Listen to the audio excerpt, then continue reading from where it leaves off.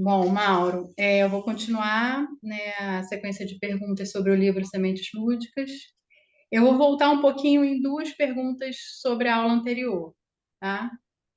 A primeira é que você fala, né, ao longo de um dos capítulos, que você percebeu que era possível trabalhar uma pessoa em oposição à própria alma sem perceber. Como é que isso acontece?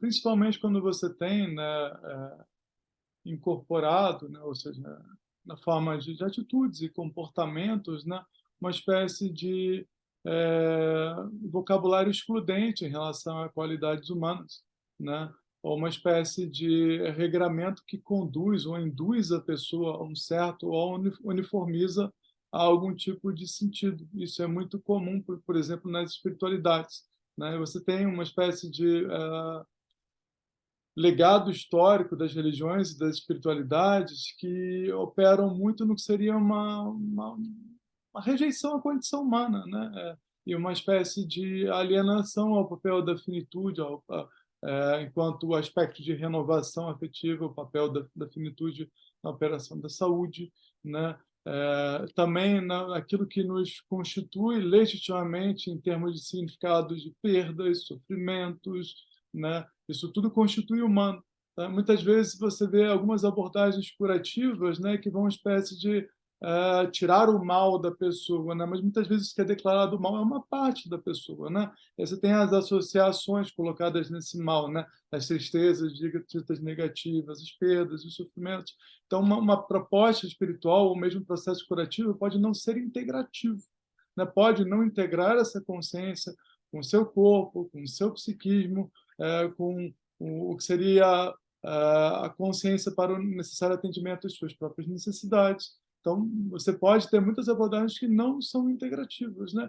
E, por conta disso, alienam a pessoa de partes que a constituem. E podem até produzir alívio no primeiro momento, né? Mas, no fundo, o que você está fazendo é restringindo o que seria a participação da consciência nesse si mesmo, né?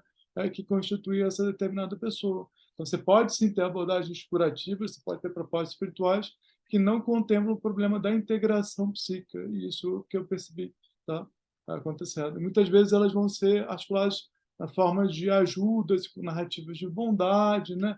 Mas que acabam cobrando um preço imenso, na minha visão, do que é o que é sagrado, que é uma espécie de acesso que todo mundo tem direito de ter sobre si mesmo, na medida em que nasce com o direito de se diferenciar, que é portador de um corpo, de uma humanidade, e que opera, né, opera em todos nós essa natureza. Né? Eu sinto que todo mundo tem o direito de uma dose de originalidade nessa relação, e muitos curadores, terapeutas, ou até mesmo religiões e espiritualidades vão mediar essa relação de uma forma muito violenta, cerceando esse direito de se diferenciar, se colocando indevidamente, né, produzindo garantias, atenuando aspectos da nossa constituição humana, da finitude, tudo isso. Então, pode não ser integrativo, é como eu percebo. Tá. Eu vou voltar um pouquinho no finalzinho da última aula, você estava diferenciando consciência de conhecimento. E você falou que o conhecimento pode trazer uma ilusão de poder e que a consciência traz a abertura disponível a novos afetos. E você falou também que o conhecimento nunca vai conseguir alcançar a complexidade do exercício de consciência. Podia falar um pouquinho mais sobre consciência e conhecimento?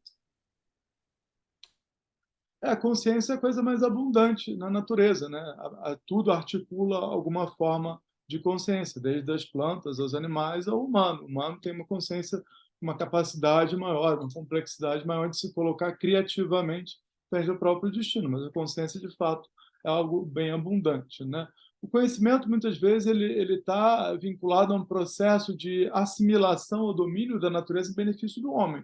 Ele se articulou, a origem dele é essa.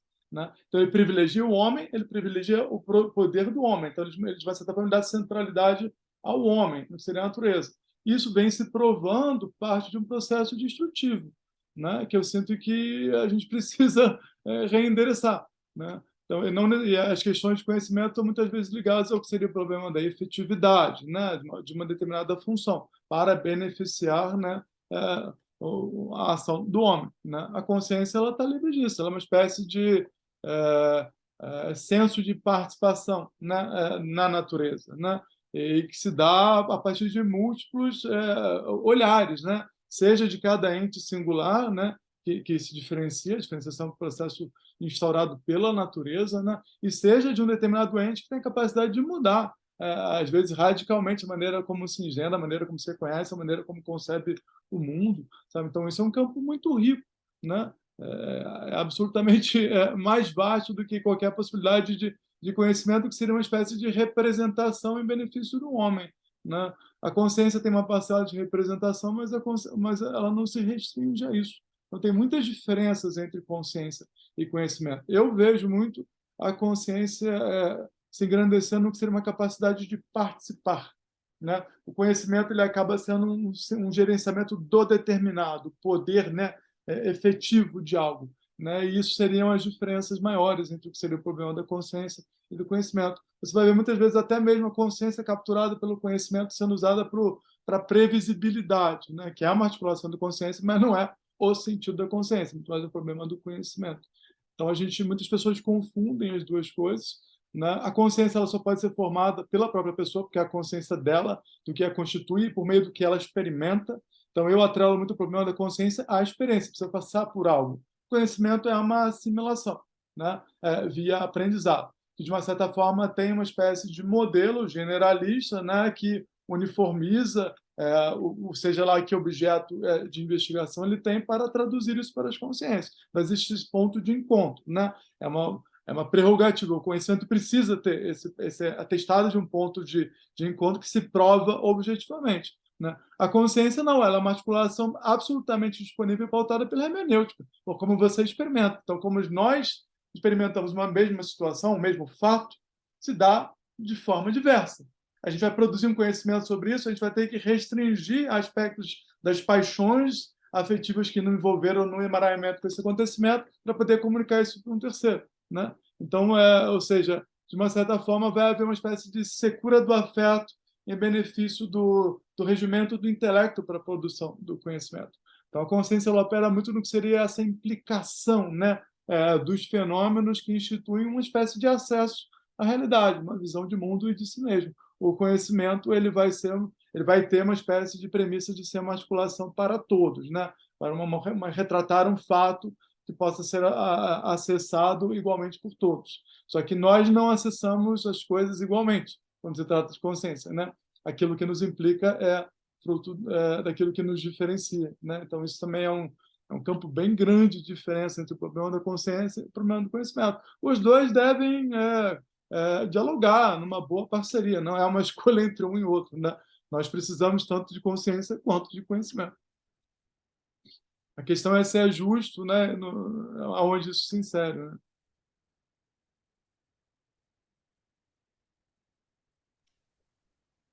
Tá bom. Eu vou para o próximo capítulo, que é o compromisso com a vida e o respeito à morte. Você faz uma reflexão sobre Deus, que você percebeu que ele é muito capturado em substituições de papéis parentais. E você propõe uma visão de Deus como um agente de organização psíquica. O que estaria em cargo desse agente organizar? Então, é normal que Deus seja vinculado a pai e mãe, até porque nos mitos originais ele cumpre um papel de dar nascimento ao homem, né, de produzir a origem de todas as coisas. Então ele tem essa articulação mítica colocado muito afora. Não há problema aí, né? E sim, também tá assim como Deus, né, pai e mãe cumprem papéis psíquicos, não é?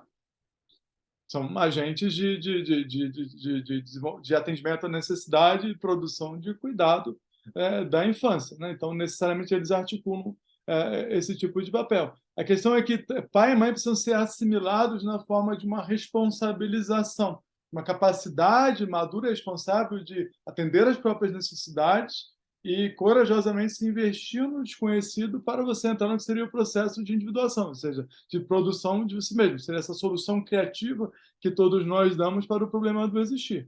Sim? E isso, fundamentalmente, vai significando uma expulsão do que seria o intermédio, né, desses agentes parentais, que, de uma certa forma, eram garantidoras do meu sustento, da minha sobrevivência e da minha destinação. Eu preciso desarticulá-los nessa garantia para que agora, de uma certa forma, eu me garanta no melhor da minha capacidade, né? Então, isso envolve diferenciação parental. Sim? Deus vai ser, muitas vezes, algo que vai extrapolar, né? Isso seria uma espécie de regimento existencial de um cuidado que não está disponível a ser assimilado por mim. Então, uma espécie de cuidador fundamental, isso é uma apreensão infantil, tá? Na minha visão de Deus. E aí que, sim, se associa ao que seria o papel parental na infância. Enquanto adulto, eu não posso estar ainda sendo regido pelas permissões dos meus pais. Mas se eu tenho Deus enquanto um articulador, né, que repercute esse estado de ser, né, de uma consciência infantil, né, intermediada pelos pais, eu repercuto um Deus que faz isso na minha destinação, eu, de uma certa forma, eternizo uma infância afetiva. E, na minha visão, isso é uma péssima assimilação de Deus, que é um problema grave para pensar Deus, é pensar a gravidade do existir. Quando você estuda as espiritualidades, você vai ver que aqueles que se oneraram com essas questões pagaram preços imensos, não eram criancinhas. Eram pessoas disponíveis a sacrifícios tremendos, a passar por experiências graves. Então, o problema não é Deus, é na medida em que ele repercute uma maneira infantil de se conduzir, né, que não leva a uma espécie de amadurecimento emocional para que a pessoa articule as soluções criativas de sua disponibilidade para o desconhecido, né? Agora, sim, o meu pensamento não é um pensamento sobre a religião, é uma espécie de investigação sobre isso. Então, não me interessa o Deus, ente metafísico, criador do universo. Isso não é o meu problema. Me interessa como isso participa da organização afetiva e psíquica de uma pessoa. E, enquanto terapeuta, muitas vezes eu pude perceber que aquilo que uma pessoa denominava de Deus era, muitas vezes, uma maneira de fugir do desafio da vida, de amadurecer emocionalmente, de amadurecer principalmente o papel do medo na própria disponibilidade, e servia muito mais de um refúgio disfarçado para a situação infantil de sua consciência, ainda determinada pelas permissões parentais. Isso foi o que eu percebi em termos de experiência, de um fenômeno que eu abordo na prática da técnica, né? E quando você estuda um pouquinho o sagrado, por exemplo, o Rudolf Otto, vai falar do luminoso, que é o sagrado é terrível, né? E sublime, você vê que a experiência, ou que seja, né, Moisés na presença da sarça ardente, é uma experiência arrebatadora, né, que nos terrifica, né, o que seria estar na proximidade da divindade, né, estudando a própria tradição judaico-cristã, né? Então, muitas vezes, o Deus é uma forma de atenuar, é usado infantilmente como uma forma de atenuar os desafios do existir, né? E sim, eu tenho muitas ressalvas em relação ao uso de um pensamento grave enquanto uma forma de anestesia. Não que ele não possa cumprir um papel de atenuar o sofrimento do existir. Historicamente, ele vem cumprindo esse papel. Mas eu acredito que uma pessoa deva se colocar essa questão e ponderar a serventia disso para si mesmo, que seja uma questão consciente. Não algo que simplesmente vai se adensando enquanto um status quo que nunca é endereçado na manutenção de uma infância em termos de consciência. Eu prezo não ter intermediários, sinceramente, entre eu e o desconhecido. E isso, de fato, convoca um medo, né, em acordo com outros recursos que eu me empenho em ter para me investir nas soluções criativas que eu posso engendrar. Eu valorizo este tipo de espiritualidade, né? E por isso eu não estou falando de uma espécie de poder supremo do eu, tá? Isso é, na verdade, aquilo que conjuga os múltiplos sujeitos que me constituem, né? Eu percebo muito a espiritualidade enquanto uma situação de um nós-vós, muito mais do que seria um poder pessoal, né? É nesse sentido, tá? Então, o Deus acaba sendo, assim, Deus, amor, Espírito, são palavras muito contaminadas, né? Por muitas maneiras também de se evadir, por muitas maneiras de idealizar a vida para não se engajar com a possibilidade, né? Eu trabalho muito no que seria a produção de si mesmo, no que seria uma espécie de compromisso com a possibilidade, naquela que o corpo apresenta através dos fluxos de vitalidade. Então, não é uma vida idealizada. É a vida triste, a vida alegre, a vida com dor, a vida com prazer, as múltiplas possibilidades de se colocar a vida, né? E todas elas, e aí desafio a consciência a reconhecê-las todas como legítimas, né? Isso seria a realização de consciência, e espírito é uma instância imensa da consciência, seria talvez a dimensão maior do que a gente pode conceber de consciência, o homem chama de espírito, né? E no Aletheia ele é mantido enquanto um articulador não de conhecimento, mas de constante interesse da consciência. Ele é mantido desconhecido. Ele nunca pode ser apropriado num agora eu sei o que é. Não, você nunca vai poder chegar a algo conclusivo em relação ao espírito, porque ele é a manutenção da pergunta do existir, que precisa ser circunstanciada para este momento, para o momento seguinte, e assim até o meu derradeiro dia. Então, é um constante trabalho. Né? É dessa maneira que eu percebo. Né? Você vê infantilmente Deus sendo muito articulado como uma espécie de premiação de uma boa conduta moral. Né? E eu entendo, né, que isso é uma maneira de condução social necessária, mas também desarticula o que seria a coragem de se criar e não somente se adequar. Eu acredito que nós temos uma fome por experimentar o risco de criar algo arriscado, algo perigoso, né? E muitas vezes a gente vai se acomodando numa mera adequação que empalidece a experiência intensa do viver, que eu sinto que todos nós temos direito a usufruir.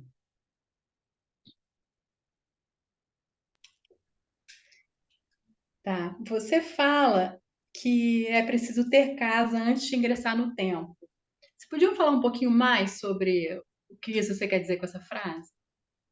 Essa é uma maneira conceitual de articular uma diferença, né, que eu sinto que é necessária, porque você vê muitas pessoas procurando a religião e a espiritualidade novamente para fugir do desafio de se diferenciar, de produzir uma individualidade que se sustenta, né?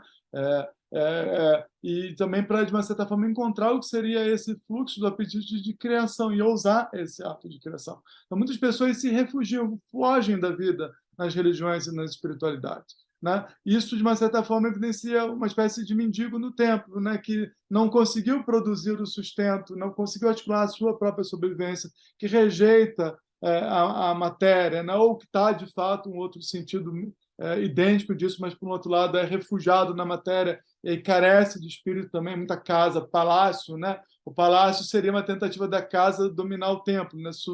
Simular o templo. Né? Então, hoje em dia, o problema é dos palácios. Né? Ou seja, a casa seria um articulador simbólico da consciência que é justa, né, em relação às próprias necessidades e articula o sustento da vida em seu encaminhamento, sendo renovado no próprio cotidiano de convívio com os outros, já que o humano é aquele que se articula na diferença, no convívio com os outros. Né? O espírito tem por articulação a imagem simbólica do templo, que já é um problema de outra ordem, né? Onde, de fato, você já não pode comprovar tão somente no convívio mais íntimo do seu cotidiano. Você está articulando um problema de uma temporalidade que envolve a ancestralidade, que envolve as gerações que virão. Você se onera com questões de uma temporalidade que você sabe que não vai experimentar no tempo da sua vida. Por isso que o templo, enquanto articulador de espírito, ele vai levar a uma espécie de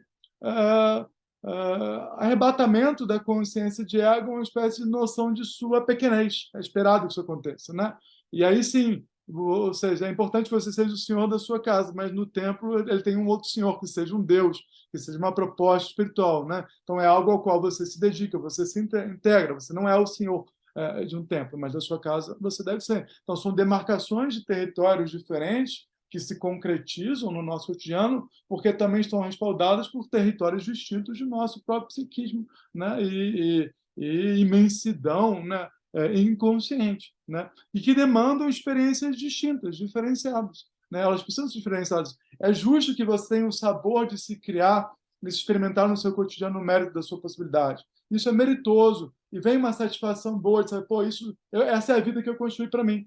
Mas, ao mesmo tempo, é importante eu não ter a ilusão de que a vida só pode ser dessa maneira, né? Que ela é conclusiva e, de uma certa forma, a minha maneira de ser, ela seria uma espécie de determinante na forma de um exemplo para todos. Aí, de fato, eu vou perdendo a dimensão justa da minha pequenez enquanto eu. Então, o templo, ele, de uma certa forma, é um espaço mais vasto do convívio das diferenças, porém que se endereçam, produzem alguma solução criativa para o destino do humano, que é a finitude, se colocam frente a isso. E aí sim, você tem, né, um nós-vós articulando essa experiência de espírito com temporalidades que no meu cotidiano eu não vou poder dimensionar no meu café da manhã, no meu almoço e no meu jantar. Né? Então, essas experiências merecem ser diferenciadas, elas não deveriam ser confundidas. Né? Elas estabelecem um bom diálogo no que seria a assimilação no cotidiano de uma vida simbólica. Aí você tem um bom diálogo entre essas duas instâncias, casa e templo, né? Eu uso esses termos porque são termos tradicionais, mas não necessariamente envolve o espaço físico do templo, tá? Eu não trabalho com essas noções quanto regimento do espaço, tá? Pelo contrário, eu acredito que a gente precisa aproximar isso cada vez mais, porque seria estruturas de consciência, não enquanto edificações de pedra, tá? É isso que eu quero dizer.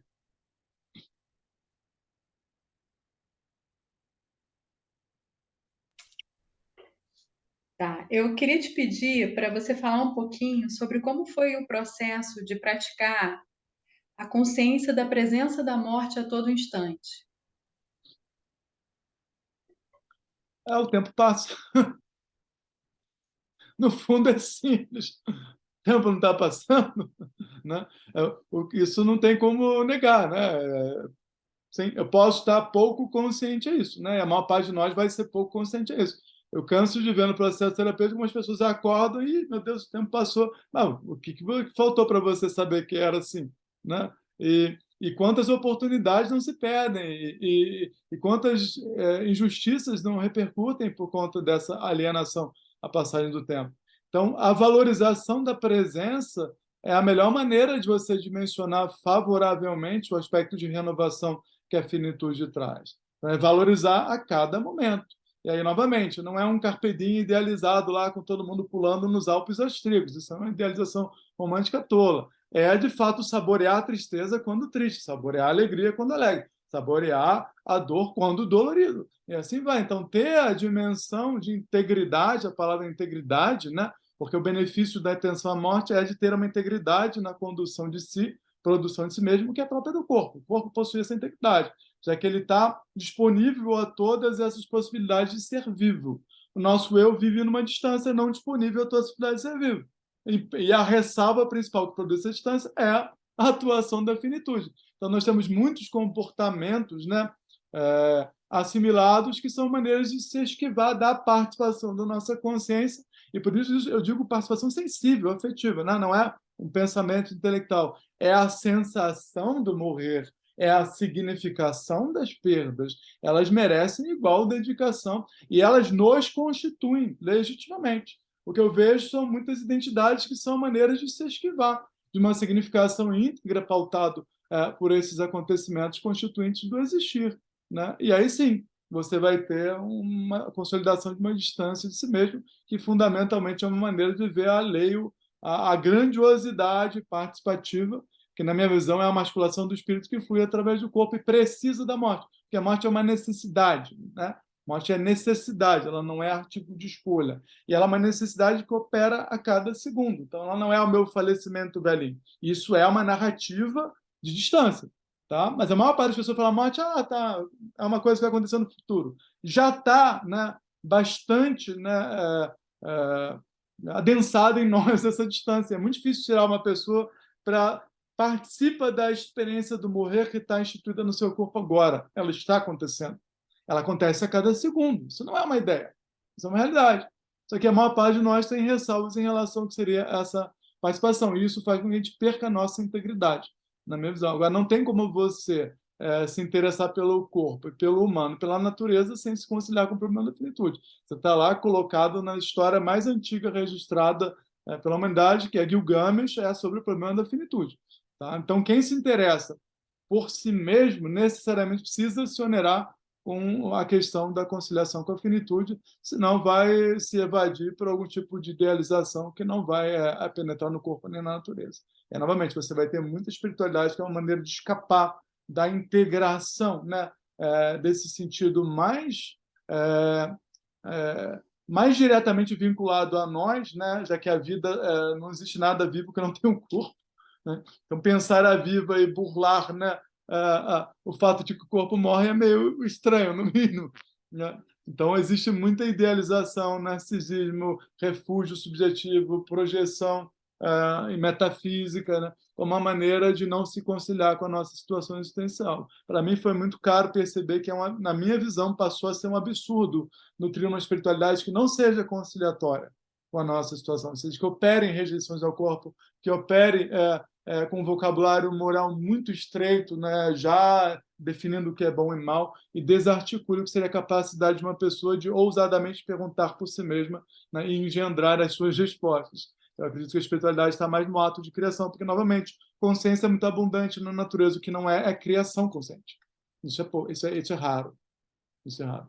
Né? Consciência que cria é raro, né? Mas consciência é uma situação abundante na natureza.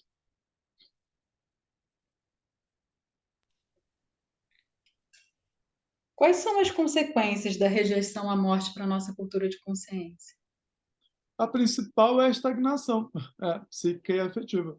Porque, ou seja, você vai adensando uma rigidez, que pode até ser mesmo uma espécie de asseguramento da própria identidade, a gente se torna muito refém do princípio de identidade, né? E ela, de uma certa forma, vai ficando defasada, ela deixa de ser um campo representativo das experiências. E aí ela perde o seu porquê. Aí quando ela perde o porquê, a vida perde o porquê. Só que a maior parte das pessoas se encaminha para isso e vai se distrair, se ocupar, se anestesiar, para não sentir a angústia da perda desse porquê. Então você vê uma espécie de rigidez se dando no reconhecimento que vai se produzindo cada vez mais imediato, uma incapacidade de articular a temporalidade maior de espera, de investimento, esforços mais longevos, compromissos mais longevos, que são tradicionalmente o campo do espírito, né, do tempo, né? E, de fato, você vai tendo uma articulação cada vez mais imediata por conta disso infantil, em termos de consciência. Na forma, ao ponto que o espelho fica o tempo todo na altura do nariz. Então, a pessoa não consegue nem mais ver o outro, né? Não consegue articular um espaço maior para atravessamentos de inseminação da diferença para se produzir, já que eu só sou quem eu sou porque eu sou inseminado por quem eu convivo, né? O Mauro enquanto indivíduo, é um atravessamento da diferença, não é algo solitário meu. As pessoas confundem identidade, individualidade com autoimagem, são coisas diferentes, são coisas muito discrepantes e diferentes, mas fundamentalmente você vai ter uma espécie de predomínio da tendência regressiva da psique, tá? Então você vai ter uma estrutura afetiva que vai cada vez mais regredindo para a infância e para o que uma criança pode, o que é discrepante do que um adulto precisa, né? E aí você vai tendo essa desproporção. Uma desproporção que se estabelece entre desejo e necessidade, entre o reconhecimento de si e uma espécie de justiça com relação às experiências. Então, são muitas repercussões de adoecimento afetivo e psíquico que se instauram, mas a maior parte das pessoas vai se refugiar narcisicamente num autoenvolvimento com a sua imagem para não sentir, né, a dor dessa perda que está acontecendo, dessa perda de capacidade.